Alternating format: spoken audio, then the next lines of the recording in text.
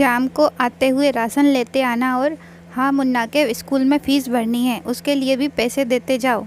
बीबी की इस मांग पर जेबें उल्टी करके दिखाने के सिवा बड़े भाई के पास कोई दूसरा उत्तर नहीं था।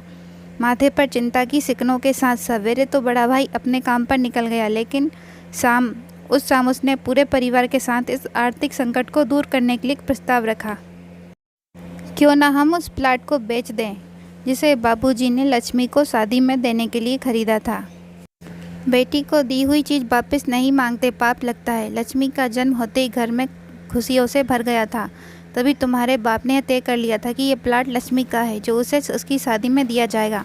माँ ने अपना विरोध जताते हुए कहा, कौन सी बेटी? वो बेटी जो प्रेम विवाह कर घर की इज्जत को खाक में मिला गई और पिताजी की अंतिम यात्रा में न शामिल हुई। बड़े ने टोंट मारते हुए कहा, मेरा मुंह मत खुलवा। यहाँ कौन नहीं जानता कि लक्ष्मी को उस दिन गली के नाके से ही लौटा दिया गया था और उससे अपने पिता से आखिरी बार मिलने का हक भी छीन लिया गया था। माँ ने बेटी का पक्ष लेते हुए कहा। माँ ने इस वार से दोनों बेटों चुप हो गए और ना बड़ा बेटा कुछ बोल पाया, ना छोटा बेटे के मुंह से कोई शब्द फूटा।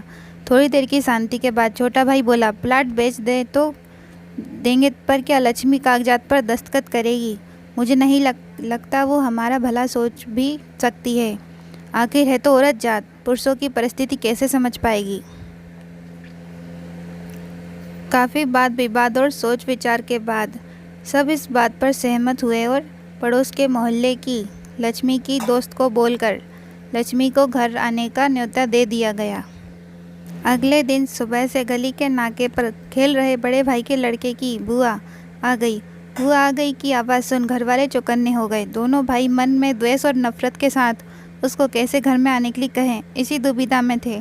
वो कहते ना, ज़रूरत के वक्त गधे को भी बाप बनाना पड़ता है। उसी कहावत के हिसाब से दोनों भाई बहन से बात करने के लिए तैयार हुए। दरवाजे पर जब बेटी और दामाद ने पूरे 7 साल बाद कदम रखा तो माँ की आंखें भर आई और दोनों को बड़े प्यार से घर के अंदर लेकर आई। बेटी और दामाद भी माँ का इतना स्नेह देखकर भाव विभोर हो गए।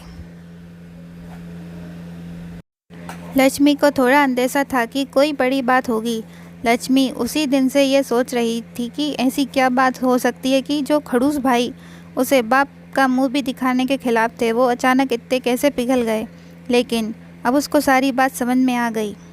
लक्ष्मी ने तिरछी नज़र से पति की तरफ देखा तो वो बोल पड़ा, देखिए माँ जी, शादी से पहले जो कुछ आपका था वह आपका ही रहेगा। ना उस पर मेरा या लक्ष्मी का कोई हक था, ना ही भविष्य में हम मांगेंगे। इसलिए आप निश्चित होकर उस प्लाट के साथ जो करना है कीजिए। आप जहाँ कहेंगे हम वहाँ साइन कर देंगे। सुबह से अपने जीजा से नज़रें चुरा रहे दोनों भाइयों ने अब अपने जीजा को अच्छे से देखा। सुबह प्लाट के कागजात पर बहन के दस्तखत लेकर काम खत्म किया जाए यह तय हुआ। सब इस मीटिंग को खत्म कर उठे ही ठहर रहे थे कि टीवी पे अनाउंसमेंट हुआ कि आने वाले 21 दिनों तक देश में लॉकडाउन लगाया जा रहा है। लक्ष्मी के पति ने फ़ोन पर बात करने के बाद कहा, अब हम क्या करेंगे लक्ष्मी? कल की बस भी रद्द हो गई है और 21 दिनों तक कोई बस नहीं है। हम तो फंस गए। इस खबर से दोनों भाई बहुत निराश हो गए, क्योंकि एक तो उनकी आमदनी कम थी और 2 लोगों का और खाने पीने का बोझ बढ़ गया था। लेकिन माँ अंदर ही अंदर खुश थी, क्योंकि इतने वर्षों बाद घर वापस लौटी बेटी इसी बहाने कुछ दिन आराम से उसके साथ रह पाएगी। दोनों भाई छूट के सब्जी और फल बेचा करते थे। कुछ दिनों में ही लॉकडाउन के चलते और कोरोना वायरस के चलते लोगों ने उनसे सब्जियां और फल खरीदने बंद कर दिए। पहले से खराब उनकी आर्थिक स्थिति और ज़्यादा खराब होने लगी और वह मन ही मन लक्ष्मी के कदमों को अशुभ मानने लगे। बहन और जीजा से उनकी यह हालत छुपी नहीं थी। लक्ष्मी के कहने पर उसके पति ने दोनों भाइयों की सब्जी और फल की रेहड़ियों पर लोहे की रोड और जालियाँ फिट कर दी। बाजार जाकर दोनों के लिए कैप, हाथों के दस्ताने और थोक के भाव से सब्जी और फल खरीद लाए।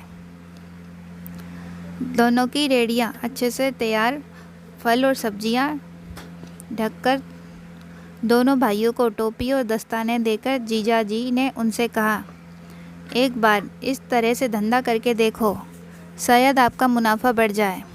थोड़ी आनाकानी करने के बाद दोनों भाइयों ने जीजा जी के समझाए अनुसार धंधा शुरू किया। 2-3 दिनों बाद ही कोरोना से घबराए लोग अब ढकी हुई फल और सब्जियों और दस्ताने और सेफ्टी का ध्यान रखते बेचने वालों से ही फल और सब्जियां खरीदने लगे। इस तरह समझदार दामाद की वजह से धीरे धीरे दोनों भाइयों का धंधा अच्छा चलने लगा और उनके घर का गल्ला जो पहले खाली हो रहा था अब धीरे धीरे भरने लगा। माँ जैसे अपने मरे हुए पति से मन ही मन संवाद साधने लगी। देखो जी, आपकी लक्ष्मी सच में लक्ष्मी है। उसके पाँव घर में पड़ते ही घर खुशियों से भर रहा है। दोनों भाइयों के आंखों में पहले जो गुस्सा था उसकी जगह अब शर्म ने ले ली थी। वह मन ही मन सोचते थे कि क्या गलत किया था बहन ने, जो हमने उसके साथ इतना बुरा सलूक किया। शादी ही तो की थी और शादी करने से पहले हमें बताया भी था। हम ही थे जो उसे स्वीकार नहीं कर पाए। सभी के आंखों में खुशी के आंसू आ गए और माँ ऊपर देखकर बोली, देखा आपकी लाडली ने आज फिर हमारा घर खुशियों से भर दिया।